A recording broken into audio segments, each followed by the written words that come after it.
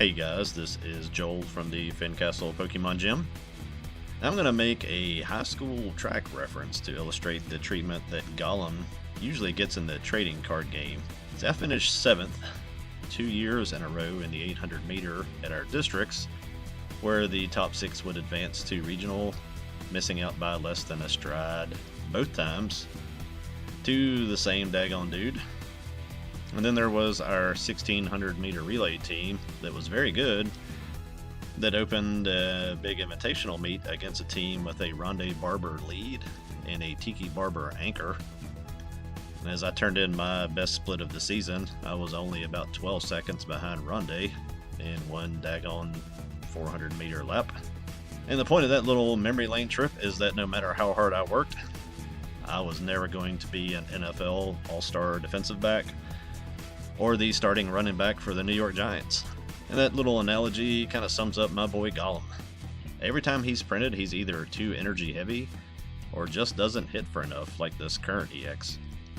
And no matter how many lists I try, his current EX is not going to deliver consistent wins against decks like Charizard or Regidrago, V-Star, Raging Bolt, or any of the other top decks.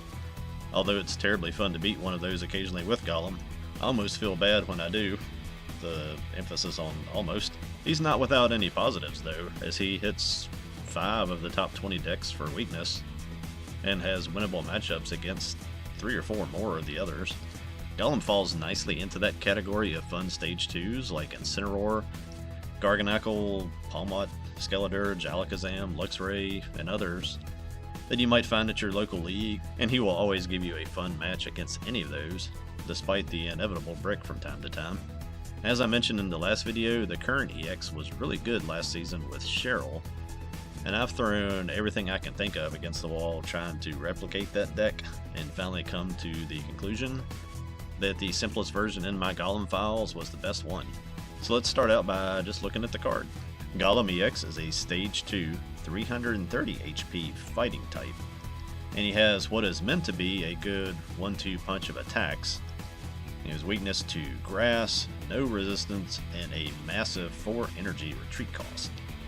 The first attack is called Dynamic Roll, and for 1 fighting energy it does 50 damage and enables that Golem to do 120 more damage on the next turn, and is followed up by Rock Blaster, which is for a fighting, and 2 colorless energy, does 180 damage and isn't affected by resistance.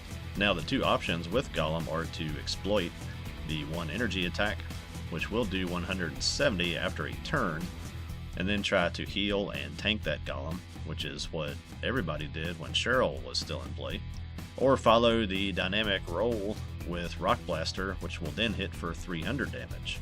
Now one side of this 1-2 punch needed to be stronger for this combo to be very competitive. Either Dynamic Roll needs to hit for enough to get unevolved to basics, so maybe 80 damage instead of 50, and then maybe a 150 damage boost instead of the 120, or Rock Blaster needs to do at least 220 base damage so the boost can get to the stage 2s and at least give you a chance to one-shot them. But like the prophet Nathan Arizona said, if a frog had wings, he wouldn't bump his ass a-hopping. Golem is as Golem does. Now like I've said, I've tried Crispin versions, trying not to use double turbo, Salvatore, trying to get a quicker Golem, Doxbun EX, trying to heal, Pidgeot EX versions, B-Barrel, Koraidon EX, Pickaxe, and the Academy at Night. If you can think of it, I've tried it, and after all of those other tries, the simplest one proved to be my favorite, and that's just because of its consistency. It is still Golem, but it is my big round buddy giving it all he's got. And this is very simple. Pidgeot and B-Barrel are replaced by that little meatball Cleffa, just to refresh your hand early. And I've got Mew EX and Fezandipity EX to draw during the game. It's not a lot of draw power, but it's got some there to get you out of really bad hands anyway. And this is one of the first decks that I've used Colress's Tenacity, which lets you grab a Stadium and any type of energy card, because it lets me use another first, which is the A-Spec Grand Tree. Tree lets you evolve a Geodude from your deck. You don't have to have anything in your hand. Then evolve immediately into Golem on the same turn, also from the deck. The only time this really is not good is if you have those pieces in your hand, which is why I run a 4-3-3 line of Geodude, Graveler, and then Golem. On those occasions, the Golem is in your hand, and there are 4 Arbin, so you can grab a rare candy. I've got a couple of Pokegear to dig, and that's it. That's how you set it up. And once you get to Golem, you can use Colress again and Arbin to get Rock Chestplate and like Acuity Stadium to reduce that damage done to Golem by 50 if you get both of them, making Golem effectively 380 HP. I've got 2 Turo Scenario to pick up a damaged Golem, and that's pretty much how you pilot this one. You play the endurance game and see if you can outlast your opponent, because you're probably not going to out-hit it. Let's get to some games and watch Golem roll a little bit. This first matchup is against Lugia V-Star. I did go first, and I'll pick this up on the second turn. Interesting matchup because a lot of its big weapons are fighting weak. Lugia V-Star itself is pretty hard to deal with.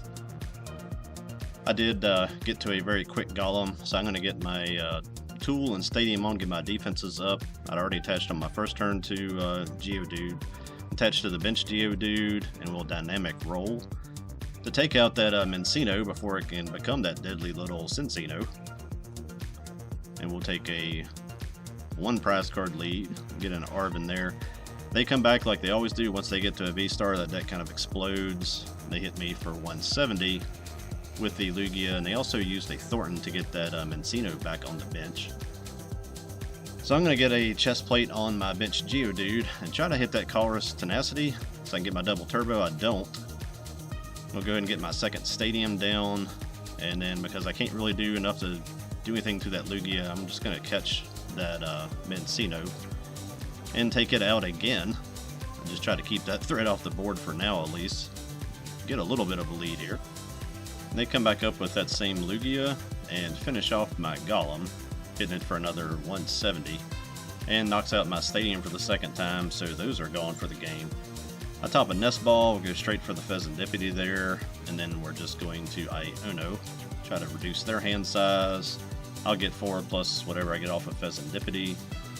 Got the energy I need, see what we get off Pheasantipity. Don't get what I need. I'm going to go ahead and evolve to Graveler. Put Super Rod back in, the Golem into 2 energy. Then I'm going to just try to get this hand down as small as I can get it and get Mew and see if we can draw into that Stadium, because that's pretty much the only path for the rest of this turn. Get Mew down, I'm going to attach the double colorless, or the double turbo, to the active, and there is Mew, and there's that Stadium, so it's a little bit of luck on my side there. We will Grand Tree, and we'll be able to evolve this active Geodude all the way to Golem in 1 turn. Straight up, Golem versus Lugia V-Star is just like a slap fight, so whoever gets the first hit in is at an advantage. I only hit for 160, I think they have, what's the Mist Energy that gets rid of the effects of my attacks, so I can't hit through resistance. They hit me for 190 on their turn. They charge the second Lugia V-Star down there on the bench, discard my Grand Tree, so all my Stadiums are gone. I'm going to use Colress Tenacity to go ahead and get that double turbo energy. And we're going to attach to the Graveler. Use Mew to draw 1. We got energy for next turn, so that's good. And we'll go ahead and hit for 160 again. Finish off that Lugia. They have that gift energy, which I think is probably why they left it active. Lets them go ahead and refill their hand. Now on their turn, they catch my Mew EX and knock it out, leaving me with that damaged Golem, which puts them in a pretty good position. I top a double turbo. I'm going to go ahead and attach to the Graveler and Iono, get them down to a 2-card hand. You see they have nothing to draw with. I've got to count on my Pheasantipity, which again, this counting on some pretty narrow margins in this game, but I do get the Golem there, and we will continue the slap fight here and get another 160 on that Lugia. On their turn, they retreat to Snorlax and then hit me for 180. As you can see, I've got my boss's orders in my hand, so I'm just going to grab that Lugia back up and do another 160 and finish him off for the last 2 prizes. So you can see what I mean when I say most of these games with Golem are endurance matches, and you can also see in my prizes why I could not hit Colress's Tenacity on that Pokegear. This last match I'm going to get to is one against Cinderace EX, which is also a very fun deck. I think this build is using Monkey Dory, which I love because they have the energy to do that. I went first, I got a second turn Dynamic Roll. By the third turn, I got 2 Golem set, and I'm just reusing Dynamic Roll, which is the unfortunate side of Golem, is that it really takes 3 turns to get a full hit of steam. But I knock out a Pidgey, a Cleffa, and as you see here, a Radiant Charizard. Get a early 3 prize card lead if they finally are just getting to a Cinderace with energy on their bench there to attack. And they use Monkey Dory to move some damage off of that Scorbunny on the bench over to Golem. Then they're going to Flare Strike, which would normally be 280. It only hits for 230 because I have the tool and the stadium. Back on my turn, I'm going to go ahead while I have the boost and attach the double turbo there. Research, I know I threw away a couple energies, but I don't need the candies. I just didn't want too much junk in my hand. I still have a double turbo in the deck. And my own Rock Blaster is reduced by 20 because of my stadium and the fact they have fighting energy. So I only get 260 on them. They come back with the Garnet Volley, which can do 180 anywhere and just finish off my active Golem. So I'm going to evolve to the second Golem on the bench there. Now I'm going to attach my energy to the Golem that already has the 1 energy on. Don't have the play to try to take out the Cinderace with a Dynamic Roll, but I'm going to try to set it up for the next turn. I got Boss's Orders with the Mew. I've got 2 in my hand now, so I'm just going to go ahead and grab the Scorbunny to take a prize card. We'll see what we get off Pheasantipity. Nothing of consequence there. One of the few chances that Dynamic Roll can actually take something out. So I take a prize off him and get the power up for the next turn. Back on their turn, they Flare Strike again, only for 230. I can really take him out either way. We use the gear to just get a Colress Tenacity. I can get another energy, and that way I can use Rock Blaster, so I don't have to do math. Get that third energy. I'm going to knock my other stadium out of the way so I don't have to deal with it reducing my own damage. And then I'll Rock Blaster for 300, which more than finishes off the Cinderace and gets the last 2. And these are the kinds of games where you can have fun with Golem. Anyone who plays any of these Stage 2 guys knows that they are going to brick sometime. That Cinderace did a little there. Golem will do the same thing. And that's why I'm not saying, take this to the next regional. This is the best deck in the format. And I don't have some stupid little thumbnail with my mouth open like I just saw Bigfoot. Golem is a fun deck to play with friends and at League against other similar type decks.